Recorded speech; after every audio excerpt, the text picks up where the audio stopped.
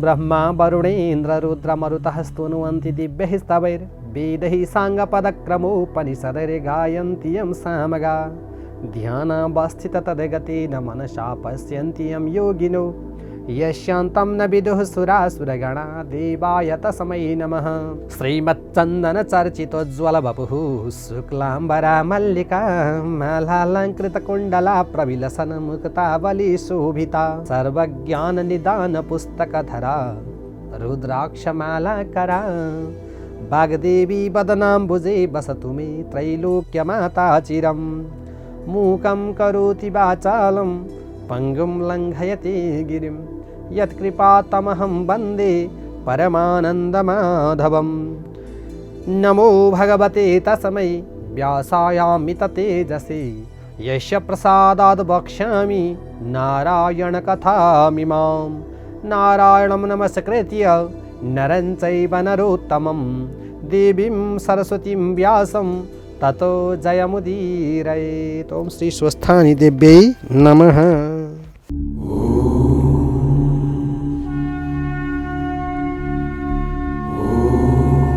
अथ नवमोऽध्यायः।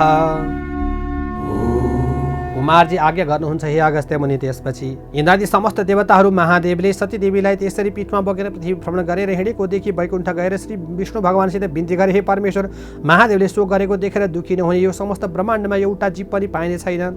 हजुरले यो ब्रह्माण्डको रचना गरेर शिवजीको रक्षा गर्ने हो। हजुर दुईले नगरे विश्वको सुरक्षा अरू कसले गर्ला।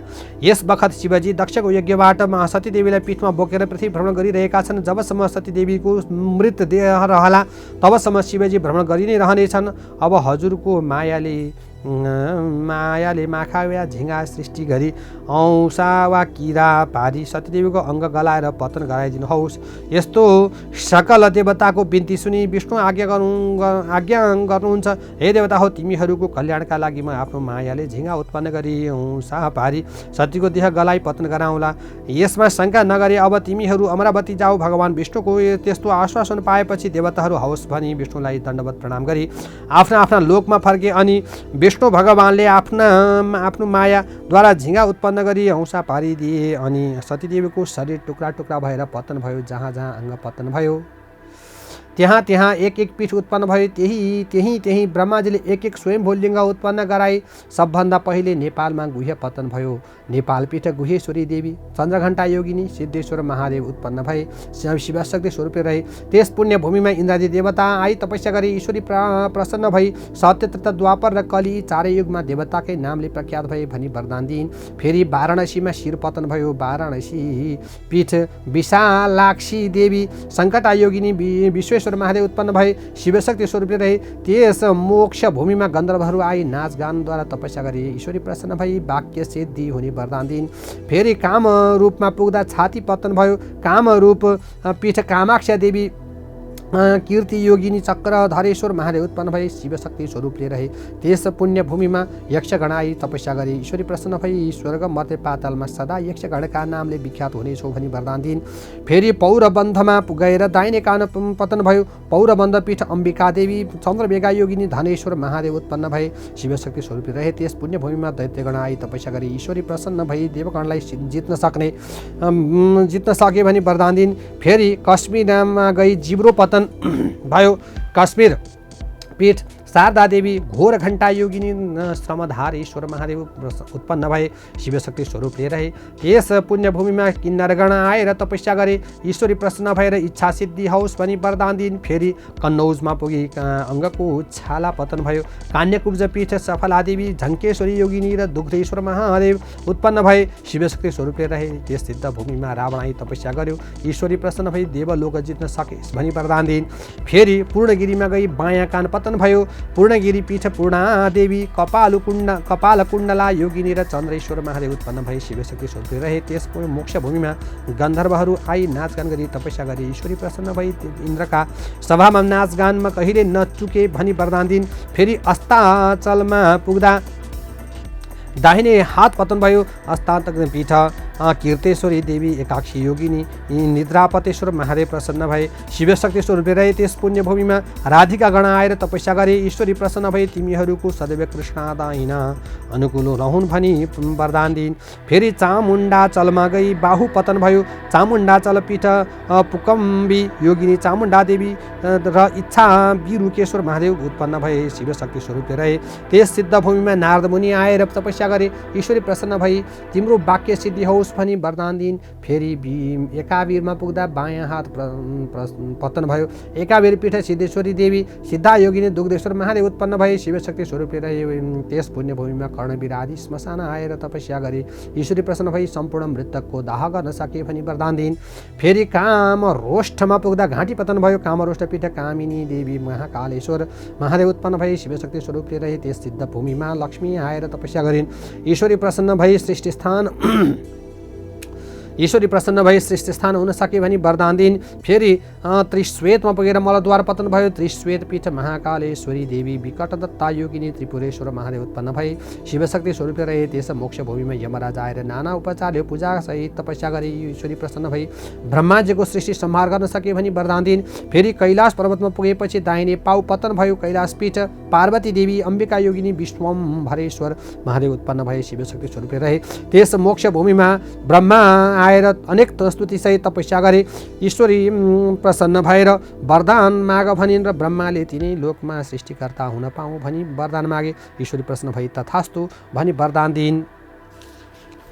फेरि भृगु क्षेत्रमा पुगी उपल्लो दाँत पतन भयो। भृगु पीठ शारदा देवी ब्रह्मदाह योगिनी सत्येश्वर महादेव उत्पन्न भए शिवशक्ति स्वरूपले रहे त्यस सिद्ध भूमिमा धर्मदत्त राजा आएर योग मार्गले तपस्या गरे ईश्वरी प्रसन्न भए तिमीलाई कसैले जित्न नसकुन् भनी वरदान दिइन्। फेरि चन्द्रपुरमा गएर दक्षिण नेत्र पतन भयो।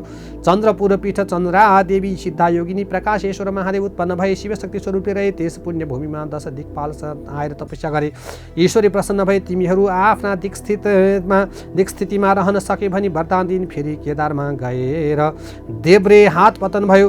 केदार पीठ केदारेश्वरी देवी चामुण्डा योगिनी कोटेश्वर महादेव उत्पन्न भए शिवशक्ति स्वरूपले रहे त्यस सिद्ध भूमिमा एकादश रुद्र आएर तपस्या गरे ईश्वरी प्रसन्न भई वरदान लेओ भनिन् र एकादश रुद्रले हामीहरूको तेज समान रहोस् भनी मागे ईश्वरले तथास्तु भनिन्। फेरि श्रीपीठमा पुग्दा तालु पतन भयो। श्रीपीठ कमला देवी भद्रा योगिनी कमलेश्वर महादेव उत्पन्न भए शिवशक्ति स्वरूपले रहे त्यस सिद्ध भूमिमा अष्टवसु आएर षोडशोपचारले पूजा र तपस्या गरे ईश्वरी प्रसन्न भई वरदान लेऊ भनिन्। अष्टवसुले वाक्य सिद्धि होस् भनी मागे ईश्वरले तथास्तु भनिन्। फेरि एकावीरमा गएर नाभि पतन भयो। एकावीर पीठ एकवीरा देवी गोरक्षा योगिनी हाटकेश्वर महादेव उत्पन्न भए शिवशक्ति स्वरूपले रहे त्यस पुण्य भूमिमा नागहरू आएर नाना रत्नमणि माणिक्य चढाई पूजा र तपस्या गरे ईश्वरी प्रसन्न भई वरदान लेऊ भनिन्। नागहरूले सप्त पातालको अधिपतित्व प्राप्त होस् भनी मागे ईश्वरले तथास्तु भनिन्। फेरि जालन्धरमा पुगेर तल्लो ओठ पतन भयो। जालन्धर पीठ जालपादेवी ज्वालामुखी योगिनी पिशाचेश्वर महादेव उत्पन्न भए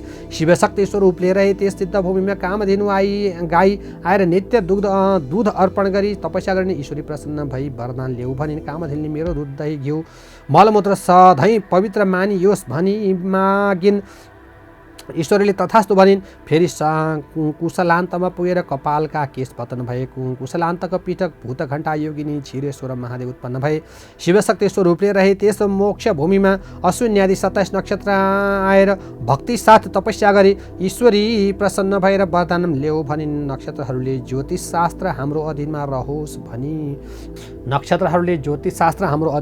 भनी वर मागे ईश्वरले तथास्तु भनिन्। फेरि मल्लभीमा पुगेर बायाँ पैतला पतन भयो। मल्लभी पीठ महाकाली देवी कराला योगिनी भूपालेश्वर महादेव उत्पन्न भए शिवशक्ति स्वरूपले रहे त्यहाँ द्वादशादित्य आएर तपस्या गरे ईश्वरी प्रसन्न भई वरदान माग भनिन्। द्वादशादित्यले हामी 12 महिनाका अधिपति रहौँ भनी मागे ईश्वरले तथास्तु भनी वरदान दिइन्। फेरि देवकोटमा पुगेर दायाँ घोडा पतन भयो।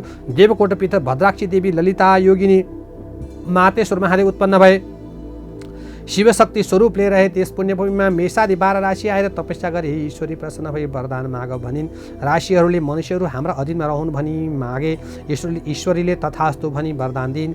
फेरि गोकर्णमा पुगेर दायाँ कान पतन भयो। गोकर्ण पीठ भैरवी देवी एक जङ्घा योगिनी यागेश्वर महादेव उत्पन्न भए शिवशक्ति स्वरूपले रहे त्यस सिद्ध भूमिमा विष्कम्भादि योगिनी योगहरूले ठुलो कष्ट सहेर तपस्या गरे ईश्वरी प्रसन्न भएर वरदान ल्याऊ भनिन्। ती योगहरूले ज्योतिष शास्त्र हाम्रो अधीनमा रहन् भनी मागे। ईश्वरीले तथास्तु भनिन्। फेरि अट्टहासमा पुगेर तल्ला दाँतहरू पतन भए। अट्टहास पीठ भ्रामरी देवी शङ्खधरा योगिनी शतभूतेश्वर महादेव उत्पन्न भए। शिवशक्ति स्वरूपले रहे। त्यस सिद्धभूमिमा बागमती आदि नदीहरू आएर जल चढाई भक्तिपूर्वक तपस्या गरे। ईश्वरी प्रसन्न भई वरदान माग भनिन्। बागमती आदि नदीहरूले हामी भक्ति मुक्ति दिने अधिकार हामीमा रहोस् भनी मागे। ईश्वरीले तथास्तु भनिन्। फेरि मातुलेश्वरमा पुगेर दाहिने स्तन पतन भयो। मातुलेश्वर पीठ योगेश्वरी देवी पिङ्गला देवी बुधराधेश्वर महादेव उत्पन्न भए। शिवशक्ति स्वरूपले रहे। त्यस पुण्यभूमिमा कश्यपादि ऋषिहरूले तपस्या गरे। ईश्वरी प्रसन्न भई वरदान ल्याऊ भनिन्। ती ऋषिहरूले चारै वेद हाम्रा अधीनमा रहन् भनी मागे। ईश्वरीले तथास्तु भनिन्। फेरि विश्वमा पुगी बायाँ स्तन पतन भयो। विश्वपीठ भुवनेश्वरी देवी भुवना योगिनी कृष्ण वर्णेश्वर महादेव उत्पन्न भए। शिवशक्ति स्वरूपले रहे। त्यस सिद्धभूमिमा श्रीकृष्ण आएर तपस्या गरी ईश्वरी प्रसन्न भई वरदान माग भनिन्। श्रीकृष्णले तिनै लोकका स्त्रीहरू मलाई देखेर मोहित होउन् भनी मागे। ईश्वरले तथास्तु भनी वरदान दिन्। ओम इति श्री स्कंद पुराणे केदारखंडे माघ महात्म्ये कुमार अगस्त्य संवादे श्री स्वस्थानी परमेश्वरी व्रतकथायां सती देवी अंगपतनं नाम नवमोऽध्यायः।